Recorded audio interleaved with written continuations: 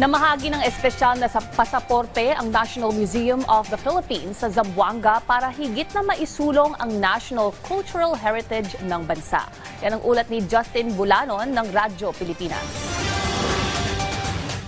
Sa unang tingin, aakalain mong nagpapatagisan sa galing sa pagguhit at pagkulay ang mga local artists na yan sa isang pasilyo dito sa National Museum of the Philippines o NMP Zamboanga. Pero ang eksenang yan, isa lamang leisure activity para sa International Museum Day kasabay na pamamahagi ng libreng NMP Passport. Bukod sa mas may susulong ang National Cultural Heritage ng Pilipinas gamit ang NMP Passport, paraan din ito ng NMP para hikayatin ang mga Pilipino na bisitahin ang iba pang national museums.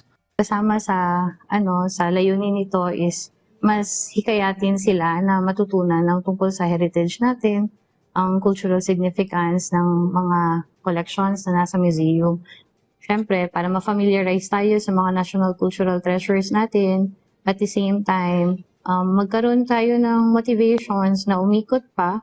Para sa multimedia artist na si Alex, magandang inisyatibong ito ng NMP dahil mapapalawak daw nito ang kanyang kaalaman hinggil sa kasaysayan at kultura ng bansa. Dahil sa kanyang pasaporte, magsisilbi rin daw itong souvenir sa mga lugar na kanyang mapupuntahan. In a way, it will be a great experience to go to museums sa ibang cities and experience the culture and history. Maganda siya, like para siyang treasure hunt, 'di ba? Like parang may reward once na stamp mo na. And like parang may physical souvenir once na stamp na yung passport mo. So I really like the whole concept about it.